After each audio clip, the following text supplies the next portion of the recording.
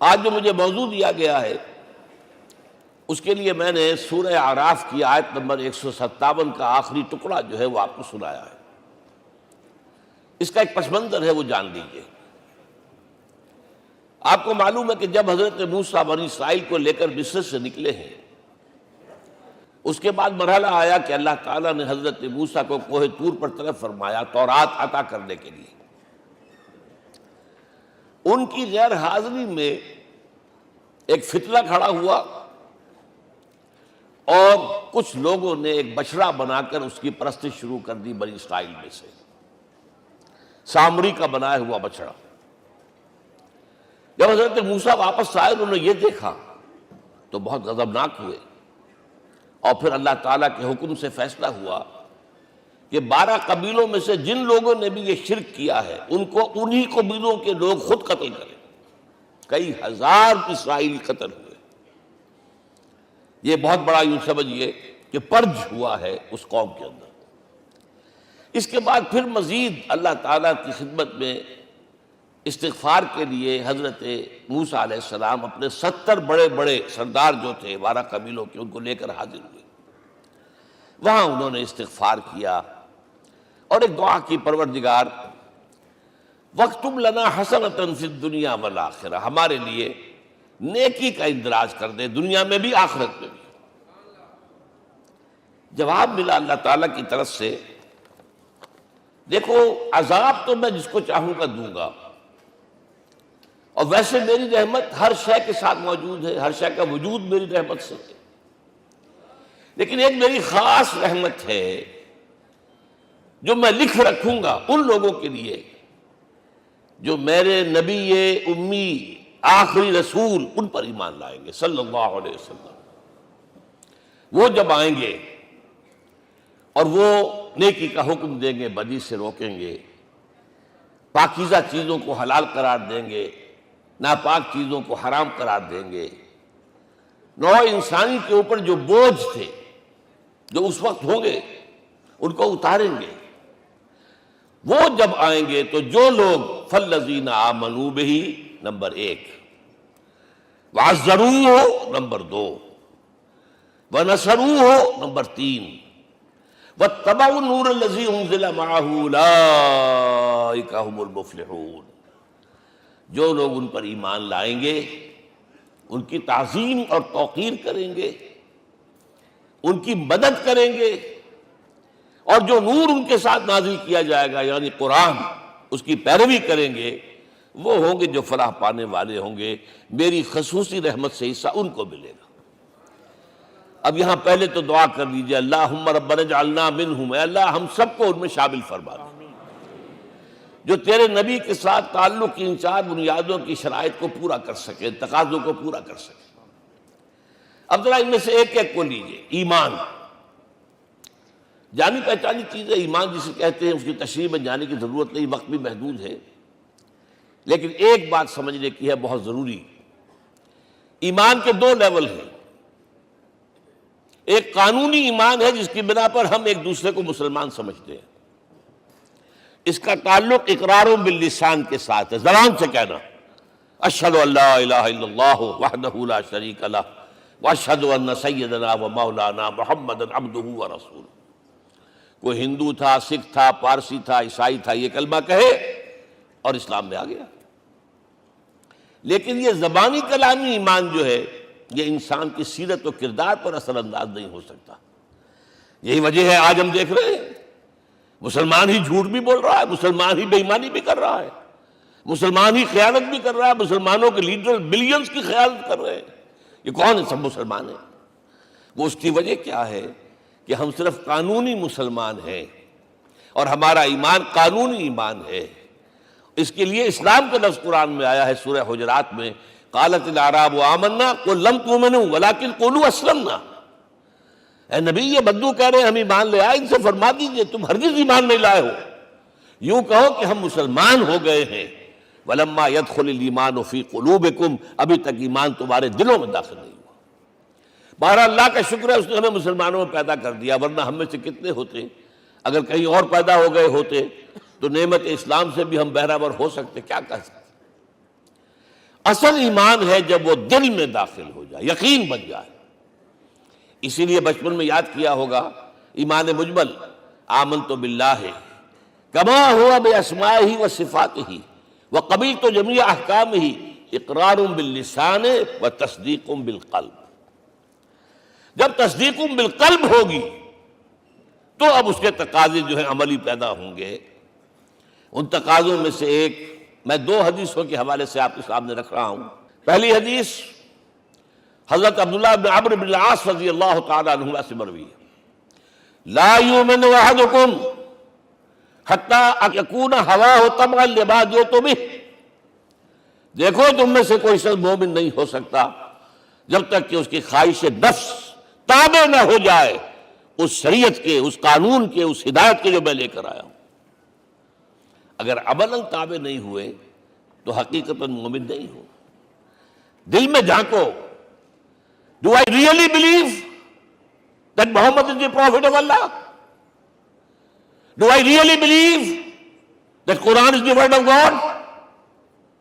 کبھی جھانکیے گا اندر، جواب ملے گا صحیح آپ کو۔ کیا کنوکشن ہے؟ کنوکشن ہو اور پھر حضور کی پیروی نہ ہو، حضور کے احکام کی پابندی نہ ہو، اللہ کے قوانین کی پابندی نہ ہو، کیسے ممکن ہے؟ حضور تو فرماتے ہیں صلی اللہ علیہ وسلم، ایک ایسی بد اخلاقی اور کج خلقی پر صرف اسے کوئی گناہ کبیرہ بھی نہیں کہیں گے۔ فرمایا ایک مرتبہ واللہ لا یؤمن، واللہ لا یؤمن، واللہ لا یؤمن، خدا کی قسم فلاں شخص مومن نہیں ہے، خدا کی قسم فلاں شخص مومن نہیں ہے، خدا کی قسم فلاں شخص مومن نہیں ہے۔ صحابہ کانپ گئے، کون بدبخت ہے جس کے بارے میں فرمایا جا رہا؟ پوچھا گیا من یا رسول اللہ؟ جواب سنیے اور اپنے غریب حالوں میں جھانکیے۔ وہ شخص الذی لا یامن جارہ بوائقہ، وہ شخص جس کی شرارتوں کی وجہ سے اس کا پڑوسی چین میں نہیں ہے، امن میں نہیں ہے، وہ مومن نہیں ہے، خدا کی قسم نہیں ہے، خدا کی قسم نہیں ہے۔ کیسے علیحدہ کر لیں گے اس ایمان کو اعمال سے اور ایمان کو اخلاق سے؟ آگے چلیے، وہ جو حدیث حضرت ابو ہریرہ سے، اور یہ متفق علیہ ہے، صرف بخاری کی نہیں ہے، بخاری جمع مسلم۔ لا یؤمن احدکم حتی اکون احب الیہ من والدہ وولدہ والناس اجمعین۔ تم میں سے کوئی شخص مومن نہیں ہو سکتا جب تک کہ میں اسے محبوب تر نہ ہو جاؤں، اپنے باپ سے بھی، اپنے بیٹے سے بھی، اور تمام انسانوں سے۔ جھانک لیجئے دل میں، صورتحال یہ ہے یا نہیں ہے؟ کیوں محبوب ہو جائیں؟ اس لیے کہ آپ کے ذریعے ہدایت ملی ہے، آپ کے ذریعے ہم اللہ سے جڑے ہیں، اور آپ کو معلوم ہے دنیا میں کوئی شے ہدایت نہیں، نعمت نہیں ہے جب تک کہ نعمت ہدایت نہ ہو۔ اگر صحت اچھی ہے، ہدایت نہیں ہے، تو بدماشیاں کریں گے، کیا کریں گے؟ آپ کو معلوم ہے صحت اچھی جو ہے کدھر جا کے کھپے گی اگر ہدایت نہیں ہے۔ اگر دولت ہے، ہدایت نہیں، کیا کریں؟ گلچھرے اڑائیں گے، عیاشیاں کریں گے، لوگوں پر اپنی دولت کا روب گانٹیں گے۔ اولاد ہے، ہدایت نہیں ہے، یہ اولاد سہان روح بھی بن جائے گی کہیں آپ کے لیے۔ کوئی شے نعمت نہیں ہے جب تک کہ نعمت ہدایت نہ ہو، اور ہدایت ہمیں ملی محمد الرسول اللہ صلی اللہ علیہ وسلم کے ذریعے۔ تو آپ سے بڑھ کر محبوب کون ہوگا؟ اس کے ضمن میں ایک بڑا پیارا واقعہ آتا ہے۔ حضرت عمر سے پوچھتے ہیں حضور ایک مرتبہ، عمر تمہیں مجھ سے کتنی محبت ہے؟ اندازہ کیجئے اس قدر اپنائیت کسی سے ہوتی ہے تب یہ سوال ہوتا ہے، عمر تمہیں مجھ سے کتنی محبت ہے؟ عرض کیا حضور مجھے آپ دنیا کے ہر انسان سے زیادہ محبوب ہیں۔ فرمایا اور اپنی جان سے؟ ذرا سا توقف کیا، دل میں جھانکا، ہاں حضور اب میں یہ بھی کہتا ہوں کہ میری جان سے بھی زیادہ عزیز ہے مجھے۔ آپ نے فرمایا الان عمر اب پہنچے ہو جو مقام ہے، اب درکار ہے، جو مطلوب ہے۔ تو محبت اس درجے کی، اطاعت اس درجے کی اگر نہیں ہے تو ایمان نہیں ہے۔ ہاں قانونی ایمان ہے، اب مسلمان ہے، اللہ کا شکر ہے، بہت بڑا فضل ہے۔ اب اگلے بات پر آئیے، الضروح، ان کی توقیر، ان کی تعظیم کرے۔ یہ تعظیم کس درجے میں؟ اب وقت بہت کم ہے، میں صرف آپ کو سورہ حجرات سے مثال دے رہا ہوں. فرمایا گیا یا ایھا الذین آمنوا لا ترفعوا اصواتکم فوق صوت النبی ولا تجہروا لہ بالقول کجہر بعضکم لبعض ان تحبط اعمالکم وانتم لا تشعرون. اے ایمان والو، کبھی اپنی آواز کو حضور کی آواز سے بلند تر نہ کر دینا. کبھی جس طرح بلند آواز سے ایک دوسرے سے بات کرتے ہو ایسے نہ کر بیٹھنا، مبادا تمہارے سارے اعمال حبط ہو جائیں اور تمہیں پتہ بھی نہ چلے. تم تو کہو گے میں نے کوئی گناہ کبیرہ تو نہیں کیا، میں نے کوئی ڈاکہ نہیں ڈالا، چوری نہیں کی، کوئی زنا نہیں کیا، کوئی شراب نہیں پی، لیکن یہ سوء ادب لا ترفعوا اصواتکم فوق صوت النبی ولا تجہروا لہ بالقول کجہر بعضکم لبعض ان تحبط اعمالکم وانتم لا تشعرون. یہاں ایک میں عملی بات بھی آپ کے سامنے رکھ دوں. صحابہ کے بارے میں تو بات سمجھ میں آ گئی کہ اپنی آوازیں پست رکھیں. ہم کیسے کریں؟ ہمارا ایک طرز عمل ہونا چاہیے. اگر کسی گفتگو میں کوئی شخص کہ حضور نے یہ فرمایا ہے، کبھی یہ نہ کہے میں نہیں مانتا. ہاں توقف کر لیں، بھائی میں تحقیق کروں گا کہ واقعی یہ حدیث صحیح ہے یا نہیں ہے. ٹھیک، ضروری نہیں کہ جو کہہ دیں مان لیں آپ. محدثین نے کتنی محنتیں کر کر کے چھانٹی کی ہے. لہذا یہ، لیکن فوراً اگر آپ بگڑا نہیں میں نہیں مانتا، یہ عقل کے خلاف ہے، یہ فلاں ہے، یہ وہ ہے، یہ ہے کہ جو آپ سوء ادب کے مرتکب ہو رہے ہیں نبی اکرم صلی اللہ علیہ وسلم کی بارگاہ میں. ہاں توقف کریں، غور کریں، تحقیق کریں، معلوم ہو کہ یہ حدیث پختہ نہیں ہے، مستند نہیں ہے، پھر دوسری بات ہے. اور یہ جان لیجئے ہمارا جو معاشرہ ہے اس کا ایک قانونی جو ہے احاطہ ہے. یہ بھی سورہ حجرات کی پہلی آیت ہے، یا ایھا الذین آمنوا لا تقدموا بین یدی اللہ ورسولہ. اللہ اور اس کے رسول کے احکام کا دائرہ ہے، اس کے اندر اندر رہو، باہر نہیں نکل سکتے. لیکن اس دائرے کے اندر ایک مرکزی شخصیت جس کی دل آویزی، جس کا حسن سلوک، جس کا حسن کردار، جس کا حسن اخلاق مرکز بن جائے، تمام لوگوں کی جذباتی محبت کا مرکز بن جائے، اگر یہ نہیں ہوگا تو معاشرہ مضبوط نہیں ہوگا. محض قانون اور دستور پر معاشرہ مضبوط نہیں ہوتا.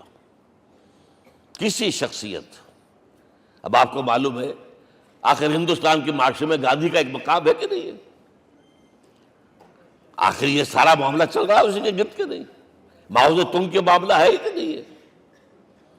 یہ سارا معاملہ دنیا میں عام لوگ کہہ دیتے، ریشنلسٹ لوگ، کہ ان چیزوں کی کیا ضرورت ہے؟ بھائی قانون دیکھنا چاہیے، دستور دیکھنا چاہیے، حکم دیکھنا نہیں. بھائی جذباتی وابستگی، کہ ایک ہستی تو ایسی ہو کہ جس کے کچھ کہنے پر فوراً زبانیں بند ہو جائیں. اور اس کا نقشہ میں سعودی عرب میں دیکھتا ہوں، اگر وہاں کے دو بدو لڑ رہے ہوں سخت اور ایک دوسرے کو کھانے کو دوڑ رہے ہوں، کوئی شخص کہتے صلی علی النبی، فوراً خاموش. معلوم ہوتا ہے آگ کے اوپر کسی نے پانی ڈال دیا، خاموش، صلی علی النبی، صرف یہ کہنے سے. یہ جذباتی وابستگی اگر محمد سے نہیں ہے صلی اللہ علیہ وسلم تو آپ کا معاشرہ کبھی مضبوط نہیں ہوگا. یہ مرکزی شخصیت، یہ مرکز ہے. اسی لیے ان کے احترام کا یہ درجہ ہے، کیونکہ اس سے کیا ہوگا؟ تمہارا شیرازہ بکھر جائے گا. اگر ان کے ساتھ جذباتی محبت نہیں ہوگی تمہارا شیرازہ بکھر جائے گا. یہ آیا معاملہ. اب میں آپ کو بتانا چاہتا ہوں تہذیب. ہمارے ہاں اصل میں بدقسمتی سے ہم سیرت کی تقریریں کرتے ہیں، حضور کی عظمت بیان کرنے کی کوشش کرتے ہیں. کچھ لوگ تو خیر حضور کی زلفیں ہیں، حضور کی آنکھیں ہیں، حضور کی کملی ہے، حضور کا سایہ نہیں تھا وغیرہ، یہ باتیں اپنی جگہ ہیں، ہر چیز ٹھیک ہے. لیکن یہ جان لیجئے حضور کی اصل عظمت ایک نبی اور رسول کی حیثیت سے ہے، اور وہ شے وہ ہے جہاں جبرائیل کے بھی پر جل رہے ہیں. اس کی حقیقت کون جانتا ہے؟ میں ایک مثال دے رہا ہوں آپ کو کہ حضور 100 میں وصال رکھا کرتے تھے. آج روزہ رکھا، شام کو افطار نہیں کیا، وہ رات کو چل رہا ہے روزہ، اگلے روز پھر وہ کنٹینیو کر رہا ہے شام تک. 2 دن کا 100 میں وصال، 3 دن کا بھی رکھتے تھے. صحابہ نے اجازت چاہی، حضور ہمیں بھی اجازت دے دیں. نہیں، آج کے حضور آپ تو رکھتے ہیں، ہمیں منع کرتے ہیں۔ اب سنیے، ایکم مثلی، تمہیں سے کون ہے مجھ جیسا؟ ابھی تو عند ربی، میں تو اپنے رب کے پاس رات گزارتا ہوں۔ ہوا یطعمنی ویسقین، وہ مجھے کھلاتا اور پلاتا ہے۔ کیا سمجھیں گے ہم؟ کیا ہماری سمجھ میں آئے گا؟ یہ معاملہ نبوت کے جو اسرار و رموز ہیں، ان کا جو مقام اور مرتبہ ہے، وہ کوئی نبی پہچان سکتا، غیر نبی تو پہچان ہی نہیں سکتا۔ ایک ڈاکٹر کا کیا مقام ہے اپنے فن میں، وہ کوئی ڈاکٹر ہی سمجھ سکے گا نا، غیر ڈاکٹر کہاں سمجھے گا؟ اور حقیقت میں وہی سمجھے گا جو اس سے بھی اوپر کا ڈاکٹر ہے، نیچے والا تو نہیں سمجھ سکتا۔ جو کمتر ہے وہ تو صرف اوپر دیکھے گا، اللہ اللہ خیر صلی اللہ۔ جو اوپر ہے اور ظاہر ہے محمد سے اوپر کوئی نہیں صلی اللہ علیہ وسلم۔ یہی وجہ ہے، دیکھیے شیخ سعدی کو کیا کہنا پڑا، یا صاحب الجمال و یا سید البشر من وجهك المرير قد نور القمر لا يمكن الثناء كما كان حقه بعد خدا بزرگ توئی قصہ مختصر۔ اے محمد صلی اللہ علیہ وسلم، آپ کی ثنا جیسے کہ حق ہے ہو ہی نہیں سکتی۔ غالب اس سے بھی آگے گیا ہے، میں بات ابھی آپ کو سناتا ہوں شعر اس کا۔ آپ کی ثنا کا حق ادا ہو ہی نہیں سکتا، بس ہم یہ جانتے ہیں اللہ کے بعد آپ کا مقام۔ غالب جو آگے گیا ہے کہتا ہے، غالب ثنائے خواجہ بیزداں گذاشتیم کہاں ذات پاک مرتبہ دان محمد است۔ اے غالب، ہم نے تو حضور کی ثنا تو اللہ کے حوالے کر دی ہے، اس لیے کہ وہی ذات پاک جانتا ہے مرتبہ محمد کا کیا ہے صلی اللہ علیہ وسلم۔ ہم بیان کرنے کی کوشش کریں گے تو توہین کر بیٹھیں گے۔ ایک لطیفہ ہے، ایک بیچارہ کوئی دیہاتی کہیں پھنسا ہوا تھا کسی جگہ، تھکا ہوا چل رہا تھا، ڈپٹی کمشنر صاحب جا رہے تھے، کار میں بٹھا لیا۔ اب اس نے کہا، پتر تینوں اللہ پٹواری کرے۔ اب اس غریب کے جو ہے اس کے ذہن میں تو پٹواری سے اوپر تو کچھ ہے ہی نہیں، اس کے قلم سے جو ہے ادھر کا انتقال ادھر ہو گیا، ادھر کی ادھر چلی گئی۔ تو ڈی سی کو وہ تعریف کر رہا ہے اپنے سمجھ کے مطابق، پٹواری کرے۔ تو ہم کہیں پٹواری والا معاملہ نہ کریں۔ ہاں، ایک پہلو ایسا ہے جس کے حوالے سے حضور کی عظمت ہماری سمجھ میں آئے گی۔ حضور ایک انسان کی حیثیت سے کیا تھے، ایک باپ کی حیثیت سے آپ کا کیا طرز عمل تھا۔ ذرا یاد کیجئے، جگر گوشہ رسول حضرت فاطمہ بطول رضی اللہ تعالیٰ عنہ وہ حاضر ہوتی، ابا جان دیکھیے چکی پیس پیس کر یہ گھٹے پڑ گئے میرے ہاتھ میں، یہ کنویں سے پانی لاتی ہوں، مشکیزیں کہ یہاں پر بندیاں پڑ گئی۔ حضور اب تو عام لوگوں پر بھی آسانیاں ہیں، لوگوں کے ہاں غلام آ گئے ہیں، کنیزیں آ گئی ہیں، مال و دولت آ گئی ہے، مجھے بھی کوئی غلام کنیز عطا ہو جائے۔ اور آپ کو معلوم ہے یہ لخت جگر نور چشم محمد کی سب سے پیاری بیٹی صلی اللہ علیہ وسلم، کوئی شک نہیں اس میں، فاطمہ، کیا بیتی ہوگی حضور کے قلب پر۔ لیکن فرمایا، کیا بیٹی، یہ دنیا کی چیزیں ہماری لیے نہیں ہیں، میں تمہیں اس سے بہتر شے دیتا ہوں۔ تسبیح فاطمہ، ہر نماز کے بعد 33 مرتبہ سبحان اللہ، 33 مرتبہ الحمدللہ، 33 مرتبہ اللہ اکبر کہہ لیا کرو۔ لیکن سوچ لیجئے دل پر کیا گزری ہوگی صلی اللہ علیہ وسلم۔ حضرت عائشہ سے پوچھئے، حضرت خدیجہ سے پوچھئے، حضور کیسے شوہر تھے؟ آپ سے زیادہ خواتین کے حق میں نرم، گھر کے کام کا جھاڑو دے رہے ہیں، کپڑے جو ہیں بوسیدہ انہیں سی رہے، گھر میں بیٹھے ہوئے، یہ کام کرتے تھے۔ بہرحال ایک بات میں آپ سے عرض کروں، آپ انسان کی جس حیثیت کا بھی ذہن میں تصور کریں گے وہ ساری حیثیتیں محمد میں موجود ہیں صلی اللہ علیہ وسلم۔ محمد حاکم کی حیثیت سے بھی ہیں،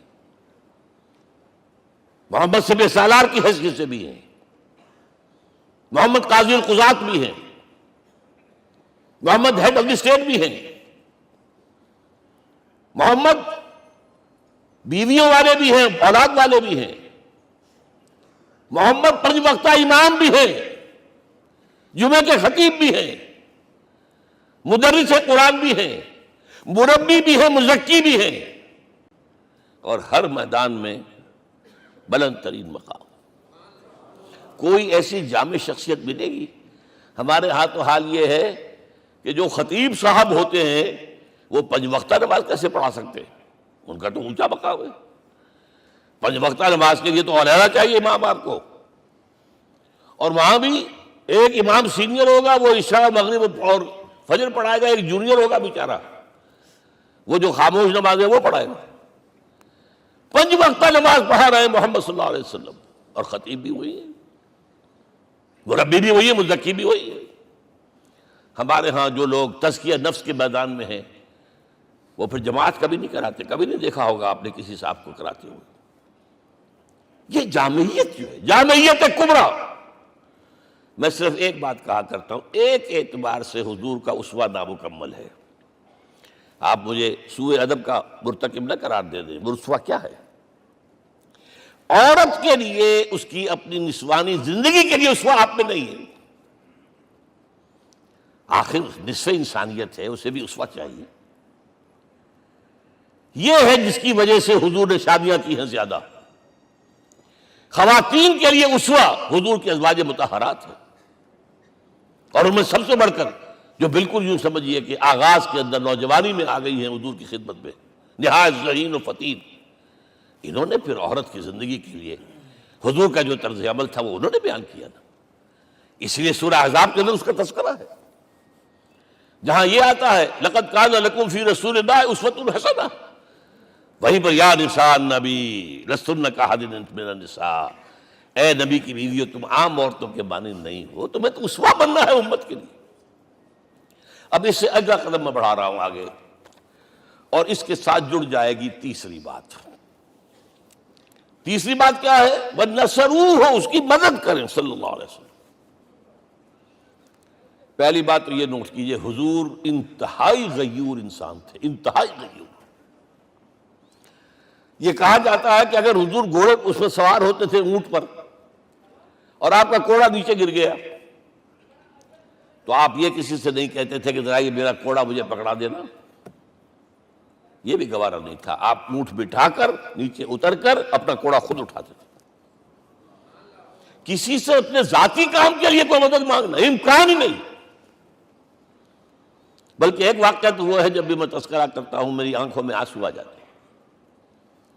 یہ ہجرت کے وقت کا واقعہ ہے۔ آپ کو معلوم ہے حضور نے تمام مسلمانوں کو مکے سے جانے کی اجازت دے دی، چلے جاؤ مدینے، چلے جاؤ مدینے، آپ خود تھے موجود، اس لیے کہ رسول اپنے مقام کو نہیں چھوڑ سکتا وداؤٹ ایکسپریس پرمیشن فرام اللہ سبحانہ و تعالی۔ اب حضرت ابوبکر پوچھ رہے ہیں حضور اجازت آ گئی؟ نہیں آئی، آ گئی نہیں آئی، دن گزر رہے ہیں۔ حضرت عائشہ کی روایت ہے، ایک روز ہم نے دیکھا دوپہر کے وقت آ رہے ہیں حضور، کپڑے سے اپنا سر جو ہے ڈھانپا ہوا ہے۔ عرب میں دوپہر کے وقت وزٹ کرنا جو ہے یہ ان کے خلاف دستور ہے، ان کی تہذیب کے خلاف، یہ قیلولے کا وقت ہوتا۔ تو حیران ہوئے، آتے ہی فرمایا ابوبکر ہجرت کی اجازت ہو گئی۔ اب انتہائی خوشی سے اور بڑی امید میں کہ بڑی شاباش ملے گی، حضرت ابوبکر فرماتے عرض کرتے ہیں حضور میں نے 2 اونٹیاں تیار کر رکھی ہیں، خوب کھلا پلا کے انہیں فرما کیا ہوا ہے، یہ ہجرت میں ہمارے کام آئے گی۔ حضور تھوڑا سا توقع فرماتے ہیں، پھر کہتے ہیں اچھا ٹھیک ہے، ایک میں استعمال کروں گا لیکن میں اس کی قیمت ادا کروں گا۔ حضرت ابوبکر رو پڑے، حضور مجھ سے یہ مغایرت، سائے کے تناب کے ساتھ رہنے والا، اس سے یہ مغایرت، ذرا سے اشارے پر اپنی کم سن بیٹی پیش کر دی نکاح کے اندر، اس سے یہ مغایرت، رو پڑے۔ لیکن حضور کی اپنی غیرت تھی، میں قیمت دوں گا۔ اب بتائیے مدد کا کے لیے درکار تھی؟ مدد تھی ان کے مشن کے لیے۔ مشن 2 حصوں میں تھا، اس کو جانیے، آج کچھ علمی باتیں آ رہی ہیں۔ حضور کے مشن کے 2 حصے، ایک ابتدائی جو تمام انبیاء اور رسول کا تھا، ایک تکمیلی جو صرف محمد کا ہے۔ صلی اللہ علیہ وسلم۔ ابتدائی کیا ہے؟ اللہ کی طرف دعوت، تبلیغ۔ جو دعوت قبول کر لیں ان کے لیے بشارت، بشیر کہ تمہارے لیے آخرت میں جنت ہے، نعمتیں ہیں۔ رد کر دیں ان کے لیے نذیر، خبردار کرنے والے، جہنم کے لیے تیاری کر لو۔ داعی اللہ، اللہ کی طرف بلانے والے، سراجا منیرا، روشنی کے چراغ۔ یہ حیثیت مشترک ہے تمام انبیاء کرام۔ تمام انبیاء بشیر بھی تھے، نذیر بھی تھے، داعی بھی تھے، سراج منیر بھی تھے، اگرچہ ان تمام حیثیتوں میں بھی حضور کا سب سے اونچا مقام علیحدہ نمایاں ہے، لیکن حیثیت بنیادی طور پر مشترک۔ ایک حیثیت تکمیلی، اور وہ کیا ہے؟ اے نبی، جو دین آپ کو دیا گیا ہے صرف تبلیغ نہیں، صرف تعلیم نہیں، اس کو قائم کر کے دکھاؤ ایک نظام زندگی کی حیثیت سے۔ 3 مرتبہ قرآن میں یہ الفاظ حضور کے لیے آئے ہیں، هو الذی ارسل رسولہ بالہدی ودین الحق لیظہرہ علی الدین کلہ۔ 3 دفعہ سورہ توبہ میں یہ الفاظ آئے، سورہ صف میں یہ الفاظ آئے، سورہ فتح میں یہ الفاظ آئے۔ وہی اللہ جس نے بھیجا ہے اپنے رسول کو صلی اللہ علیہ وسلم، الہدا، قرآن حکیم، ہدایت کاملہ، اور نمبر 2 دین حق۔ یہ 2 چیزیں دے کر بھیجا، کس لیے؟ تاکہ اس دین کو غالب کرے پورے نظام زندگی پر۔ یہ معاملہ ذرا سوچئے، اور یہ حضور کے لیے 3 دفعہ، اور کسی اور نبی کے لیے 1 دفعہ بھی نہیں۔ قرآن مجید کے اس نقطے کو ذہن نشین کر لیجیے۔ اصل میں یہ کیا ہے؟ اسے ہم یوں کہیں گے، ایک ہے نبوت و رسالت، ایک ہے تکمیل نبوت و رسالت۔ ہمارے ہاں ختم نبوت کے اوپر تو زور دیا گیا ہے، اور صحیح دیا گیا ہے، ایمان کا ہمارا جز ہے۔ حضور کے بعد کسی نے بھی دعویٰ کیا نبوت کا، وہ جھوٹا، کذاب، دجال۔ جس نے مانا وہ بہرحال دائرہ اسلام سے خارج ہے، اور جو بھی کچھ ہوا کرے وہ۔ یہ چونکہ قانونی بات تھی، اس لیے اس کا حق ادا کیا علماء کرام نے۔ واقعہ یہ ہے کہ اس میں کوئی کمی نہیں رکھی، لیکن حضور کی فضیلت اس میں نہیں ہے۔ فرض کیجئے کہ نبوت چلی آ رہی تھی ہموار طور پر، ایک جگہ آ کے ختم ہو گئی، تو فضیلت کون سی ہوئی؟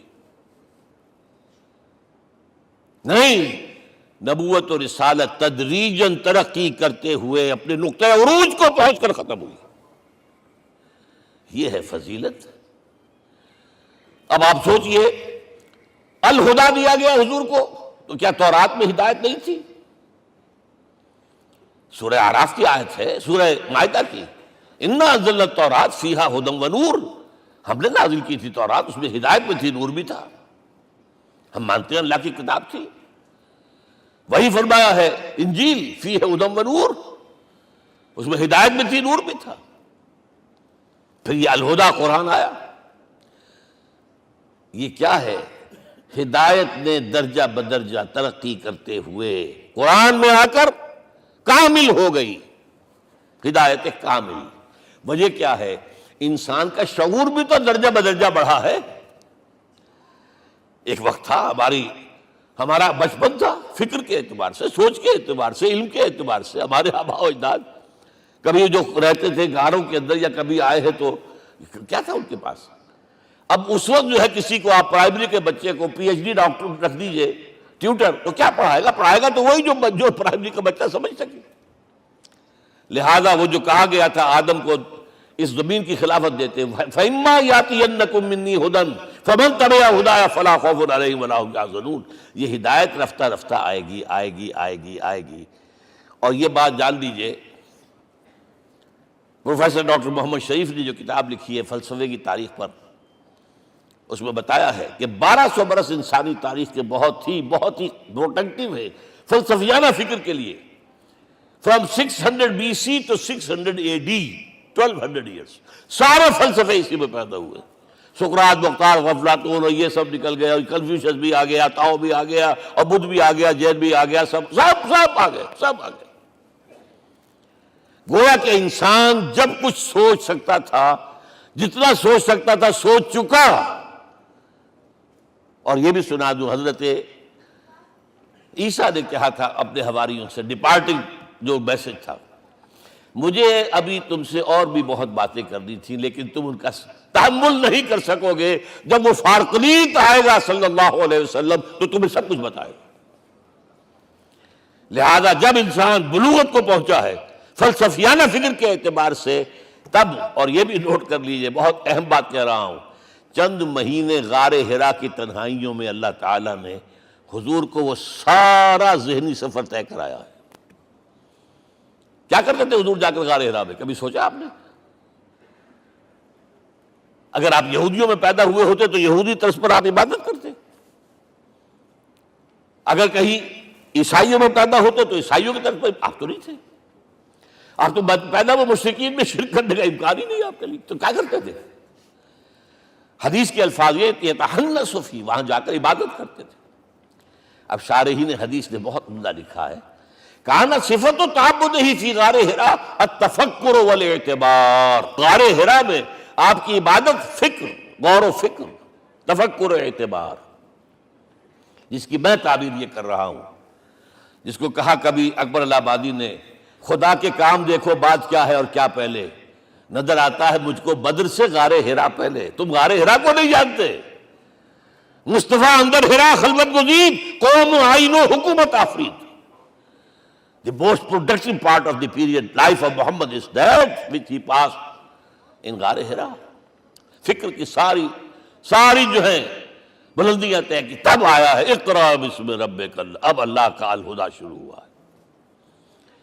اچھا، اسی طرح نمبر 2، دین حق مکمل ہوا ہے، ورنہ جب ہم کبھی غاروں میں رہتے تھے کسی میونسپلٹی کا بھی سوال نہیں، نظام کسے کہیں گے؟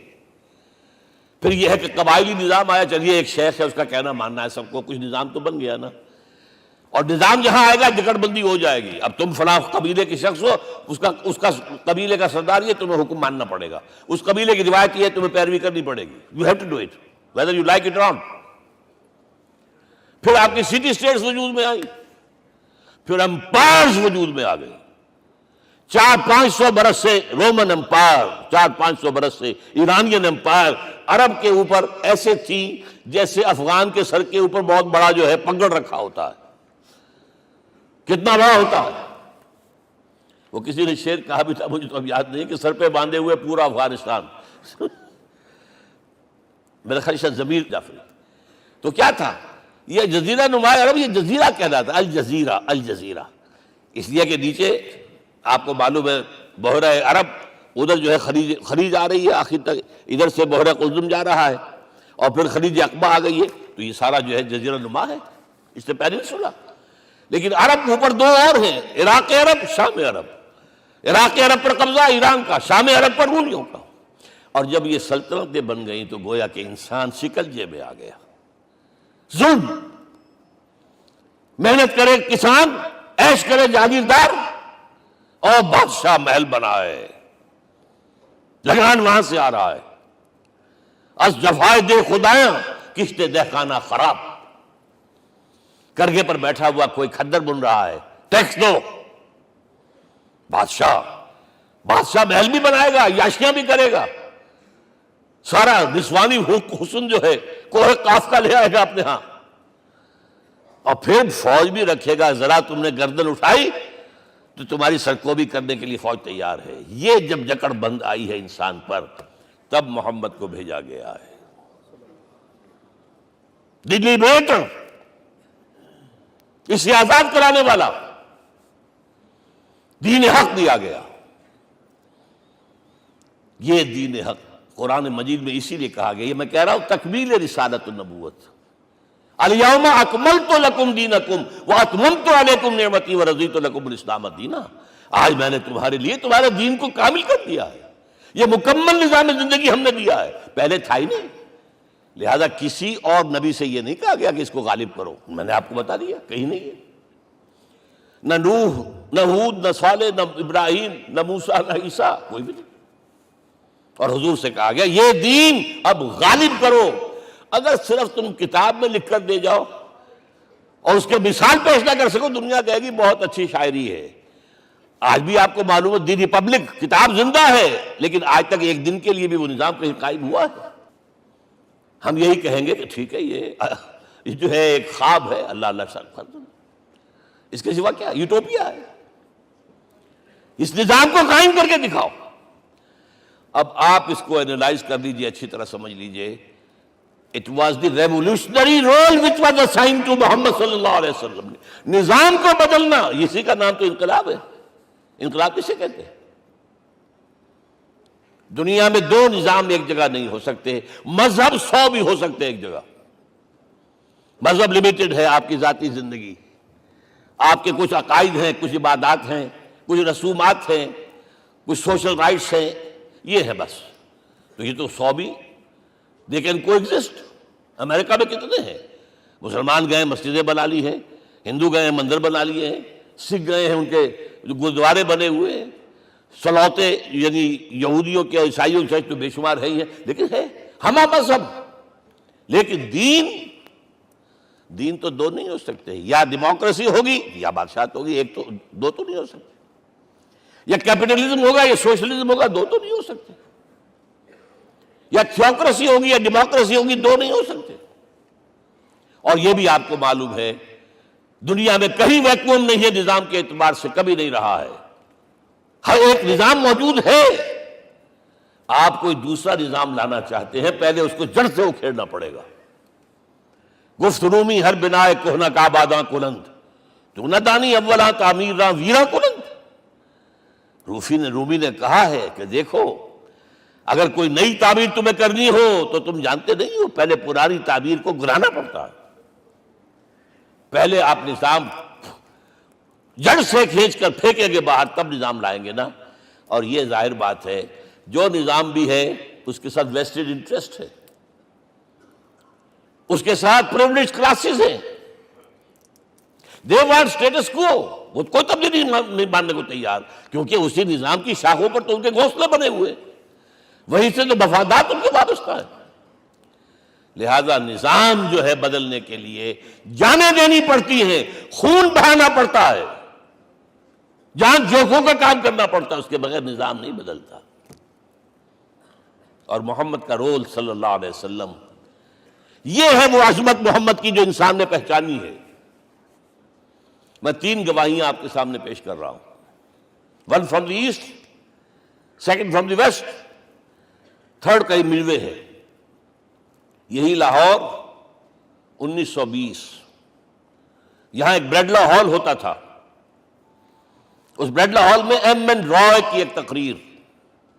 And who was M N Roy? Personal friend of Lenin, member of the Communist International. He knew what revolution is۔ اور اس نے ہسٹوریکل رول آف اسلام تقریر کی لاہور کے اندر 1920 میں، اور اس نے کہا تاریخ انسانی کا عظیم ترین انقلاب وہ تھا جو محمد نے برپا کیا صلی اللہ علیہ وسلم۔ میں تو اس کی ذہانت کی داد دیے بغیر نہیں رہا۔ اس نے کہا بعض مورخین یہ جو فتوحات کی ہیں صحابہ کرام نے، ان کو سمجھ بیٹھتے ہیں جیسے اٹیلا نے فتوحات کی ہیں یا چنگیز خان نے کی ہیں یا کسی اور، کہاں وہ کہاں یہ، وہاں صرف تباہی آتی تھی۔ اور محمد صلی اللہ علیہ وسلم کے پیروکاروں نے جب دنیا فتح کی ہے، نئی تہذیب دی ہے، نیا تمدن دیا ہے، نیا نظام دیا ہے، روشنی دی ہے، علوم کو تازہ کیا ہے، علوم ایجاد کیے ہیں۔ یہ ہے وہ انقلاب جو محمد نے برپا کیا صلی اللہ علیہ وسلم۔ یہ کتاب آج بھی ہندوستان میں چھپتی ہے، بمبئی میں، دی ہسٹوریکل رول آف اسلام۔ اور میں سمجھتا ہوں کہ ہندو ہے، کمیونسٹ ہے اور گواہی دے رہا ہے۔ دوسرا، یہ تو چونکہ بڑی ریسنٹ پاسٹ کی بات ہے، ڈاکٹر مائیکل ہارٹ ایک کتاب لکھتا ہے دی 100، اور اس کا سب ٹائٹل کیا ہے؟ A selection and gradation of the 100 most influential personalities of the human race, human history. پوری انسانی نسل میں سے ان لوگوں کو چن لو جنہوں نے اس کی تاریخ کے دھارے کے رخ کو موڑا ہو۔ ادھر جا رہا تھا ادھر کر دیا، ادھر جا رہا تھا ادھر کر دیا۔ جن لوگوں نے بھی تاریخ کا دھارا موڑا، پہلے سلیکٹ کر لو، سلیکشن۔ 100 آدمی کا ہم آ گئے، اب گریڈیشن ان میں سب سے زیادہ کس نے کیا؟ اور ٹاپ پر لایا محمد کو صلی اللہ علیہ وسلم. یہ کتاب تو اویلیبل ہے، پڑھیے. اور چونکہ عیسائی ہیں اور حضرت عیسیٰ کو نمبر 3 پر لے گیا، غور کیجئے. نمبر 2 پر لایا نیوٹن کو، بابائے طبیعیات. اور پھر کہتا ہے naturally I owe an explanation. میں عیسائی ہوتے ہوئے I am placing Muhammad at top. How? This is because, یہ لفظ یاد کیجئے، this is because he is the only person supremely successful in both the religious and secular fields. ذہانت، وہ زندگی جو آج تقسیم کر دی گئی ہے، یہ مذہبی زندگی ہے، یہ سیکولر ہے، یہ ریاست ہے، قانون ہے، یہ ہے، اور اس کو علیحدہ رکھو بھائی، مذہب کو علیحدہ رکھو. وہ کہتے ہیں کہ یا تو مجھے ملتا ہے کہ وہ آدمی جو ادھر اونچا ہے تو دوسری طرف نیچا ہے، کچھ بھی نہیں. ادھر اونچا ہے تو ادھر کچھ نہیں. روحانیت میں، دین میں، اخلاق میں عیسیٰ سے اوپر کون جائے گا؟ لیکن حکومت میں، ریاست میں کوئی قدم ہی نہیں رکھا، زیرو. مذہب کتنا بڑا پیدا کر دیا گوتم بدھ نے، لیکن ریاست، حکومت زیرو. اور بڑے سے بڑے جو ہیں شہنشاہ اور بڑے سے بڑے کانکرس، کوئی چلا آیا ہے. آپ سوچئے جو گریک آ رہا ہے، جو سکندر اعظم کہاں سے چل کر مقدونیہ سے کہاں پہنچ گیا؟ بیاس تک. اٹیلا کہاں سے پہنچ گیا؟ مشرق سے مغرب تک. لیکن مذہب و اخلاق کے اندر زیرو نہیں بلکہ مائنس ویلیو لانی پڑے گی. ایک ہی انسان ہے. آپ کم سے کم give credit to his honesty. ایک ہی انسان، دو ہے ہی نہیں. He is the only person supremely successful in both the religious and the secular fields.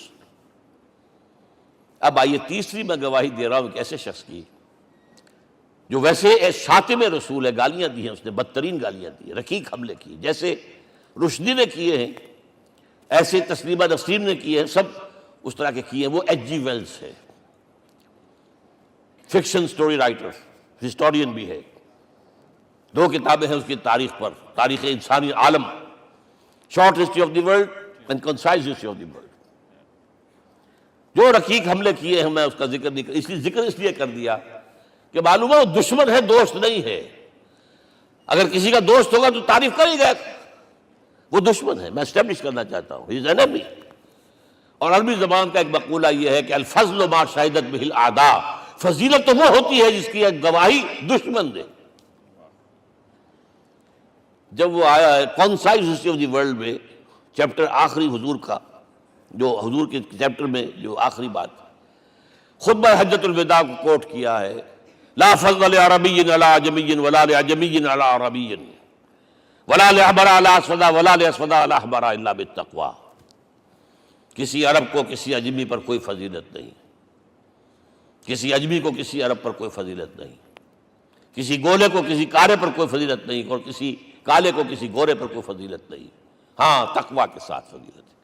اب ذرا میرا ایک ایک لفظ نوٹ کیجئے، کیا لکھتا ہے اس پر. Although the sermons of human freedom, fraternity and equality were said before also, and we find a lot of these sermons in Jesus of Nazareth. مسیح ناصری حضرت عیسیٰ علیہ السلام کے ہاں بھی واعظ تو ہمیں بہت ملتے ہیں، but it must be accepted that it was Muhammad sallallahu alaihi wasallam who for the first time in history established a society based on these principles. انسانی حریت، اخوت، مساوات، اس کے واعظ کہنے تو بہت آسان ہے، تقریریں کرنی تو بہت آسان ہے، لیکن ان ویلیوز کو باقاعدہ اسٹیبلش کرنا ایک سوسائٹی میں ماننا پڑتا ہے. یہ اسے دینا پڑا کریڈٹ جو بھی ہے. لیکن ایک بات نوٹ کر لیں، مبادہ کہیں آپ میرے بارے میں سوء ظن ہو جائے، تازہ ایڈیشن جو اب اویلیبل ہے اس میں سے یہ نکال دیے گئے ہیں. آج کے جو ان کے ایڈیٹرز ہیں ان کے حلق سے نیچے نہیں اتر رہے.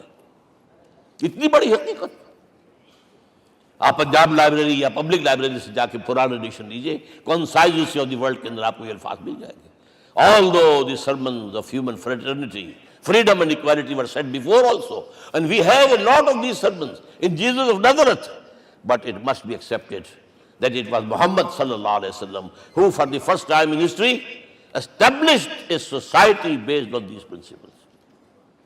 اب یہ جو مشن میں نے آپ کے سامنے رکھا، ایک بنیادی مشن قرآن کی تبلیغ کرو، تبلیغ کرو، تبلیغ کرو، تبلیغ کرو. یا ایھا رسول بلغ ما انزل الیک من ربک وان لم تفعل فما بلغت رسالتہ.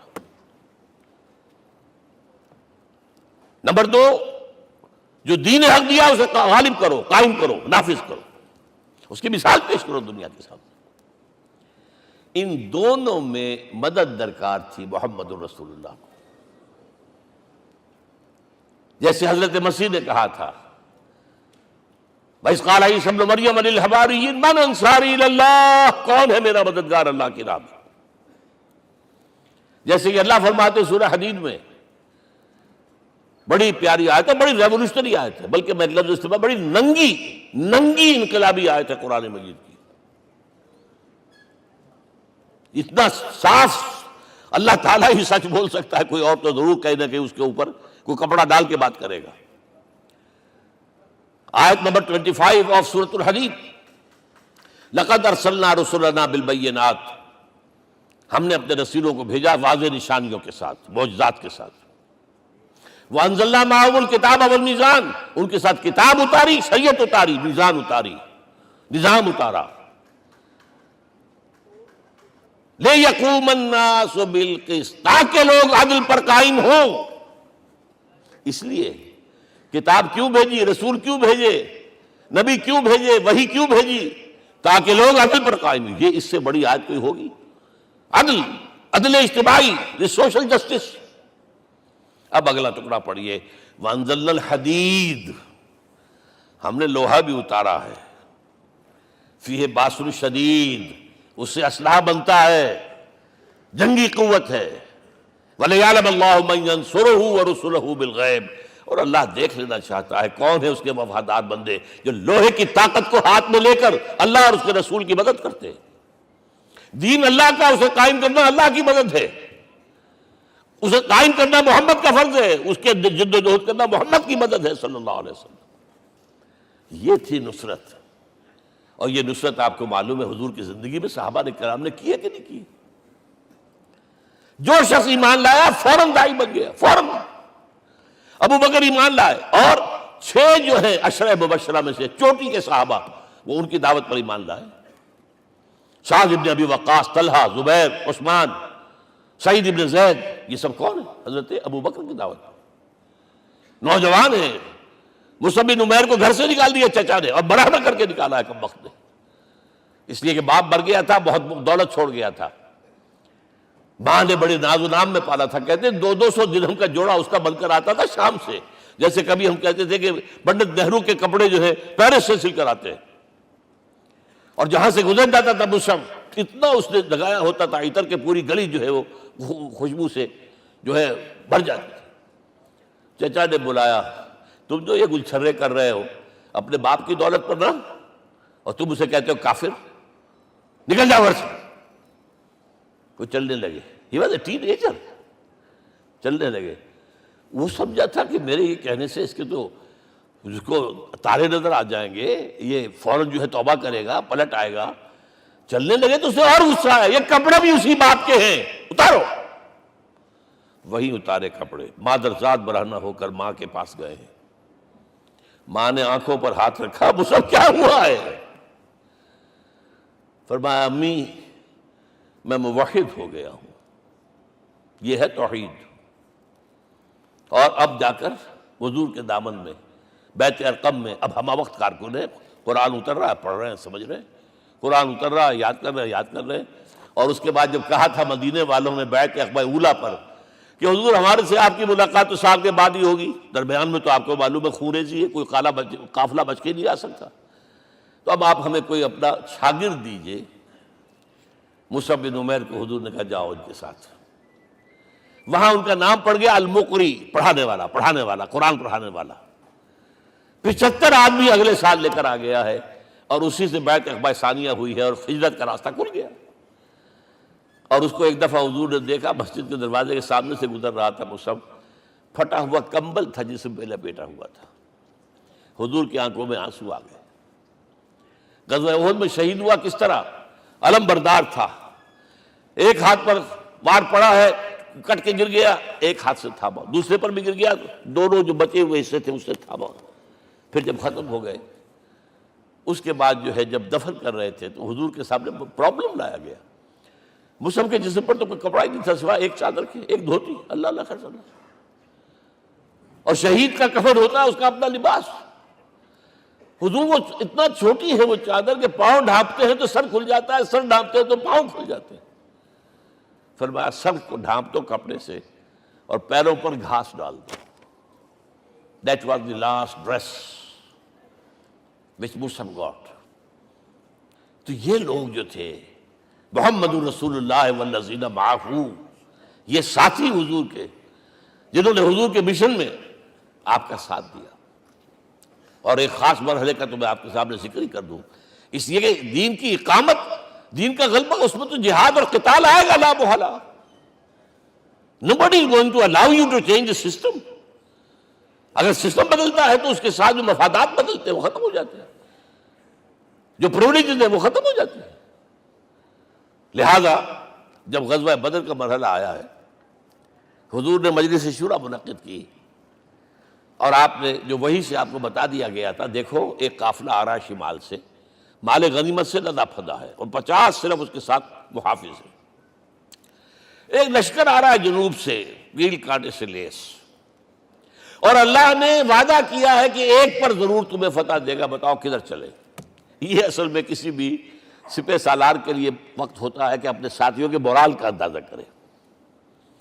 کچھ ہوں گے ہم جیسے کمزور بھی، انہوں نے کہا کہ حضور پہلے قافلے کی طرف چلے، آسانی سے فتح بھی ہو جائے گی اور ہتھیار مل جائیں گے ہمیں، ہمارے پاس تو ہتھیار بھی نہیں ہے، گنتی کے لوگوں کے پاس تلواریں بھی نہیں سب کے پاس، تو 50 آدمیوں کے ہتھیار تو ملیں گے، پھر لشکر سے نپٹ لیں۔ اب حضور کہہ رہے ہیں اشیرونی اشیرونی اشیرونی، حضرت مقداد بن اسود کھڑے ہوتے، حضور ہمیں موسیٰ کے ساتھی نہ سمجھیے جنہوں نے کہہ دیا فَذَهَبْ أَنْتَ وَرَبُّكَ فَقَاتِلَا إِنَّا هَاهُنَا قَاعِدُونَ۔ ہم موسیٰ کے ساتھی نہیں ہیں، ہم آپ کے جانثار ہیں، آپ جو آپ کی نیت ہے آپ بسم اللہ کیجئے، اب آپ کو کیا پتہ ہمارے ذریعے آپ کو اللہ تعالیٰ آنکھوں کی ٹھنڈک عطا فرمائے۔ حضور پھر فرمایا مجھے مشورہ دو، مجھے مشورہ دو۔ تب خیال آیا سعد ابن عبادہ رضی اللہ تعالیٰ عنہ کو، جو رئیس انصار تھے، ہو نہ ہو یہ ہماری طرف روئے سخن ہے، کیونکہ بیعت عقبہ ثانیہ جس کے نتیجے میں ہجرت ہوئی ہے اس میں طے یہ ہوا تھا کہ اگر یہ مکے والے مدینے پر حملہ آور ہوں گے آپ کو ختم کرنے کے لیے، ہم آپ کی حفاظت ایسے ہی کریں گے جیسے اپنے بیوی بچوں کی۔